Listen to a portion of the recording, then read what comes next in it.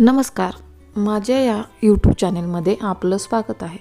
आज आपण किचनच्या रोजच्या वापरातील अतिशय महत्त्वाच्या अशा टिप्स पाहणार आहोत, ज्या तुम्हाला खूप अशा उपयोगी पडतील.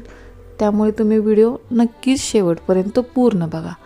तर सगळ्यात पहिली व महत्त्वाची टिप्स, आपण भाजीसाठी जो कांदा चिरतो, तो कांदा चिरल्यानंतर त्याची जे टलपारं किंवा त्याच्या मुळ्या ज्या शिल्लक राहतात, त्या जर तुम्ही हाताने किंवा मिक्सरवरती बारीक करून झाडाच्या मुळामध्ये अशी किंवा थोडीशी झाडाच्या मुळाची माती खोदून त्याच्यात जर पुरल्या कुंडीतल्या झाडांना किंवा बाहेरच्या अंगणातील, तर तुमच्या झाडाची वाढ खूप पटकन व खूप छान रीतीने होती.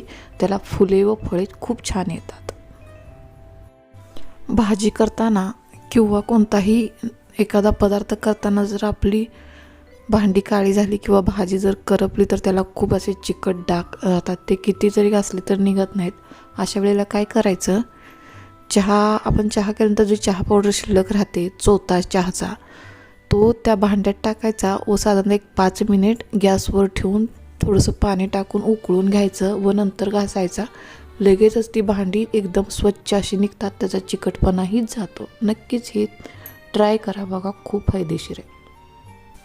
जर तुम्हाला भरपूर प्रमाणात लसूण सोलायचा असेल आणि वेळ कमी असेल, तर अशा वेळेला काय करायचं, लसणाच्या पूर्ण पाकळ्या मोकळ्या करायच्या व त्याला थोडंसं आपण जे स्वयंपाकात तेल वापरतो तेच हाताने लावून घ्यायचं व 15 ते 20 मिनिटासाठी उन्हात ठेवून नंतर हाताने चोळलं व हवेला लावल्यानंतर लगेचच तुमचा लसूण सोलला जातो व पाकळ्या एकदम स्वच्छ अशा होतात.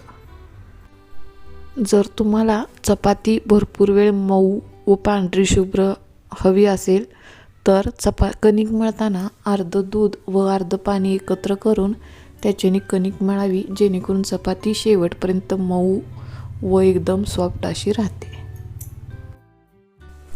जर आपण रोजच्या फरशी पुसण्याच्या पाण्यामध्ये कोणतंही लिक्विड न टाकता कापराची एक वडी बारीक करून टाकल्यास घरात कोणत्याही प्रकारच्या मुंग्या किंवा झुरळ होत नाहीत किंवा फरशी पुसल्यानंतर जी दुर्गंधी येते थोडीशी, तीही देखील अजिबात नाही. घरातील निगेटिव्हिटी जाते आणि फ्रेश असं वातावरण निर्माण होतं. त्यामुळे नक्कीच तुम्ही कापूर टाकून फरशी पुसा.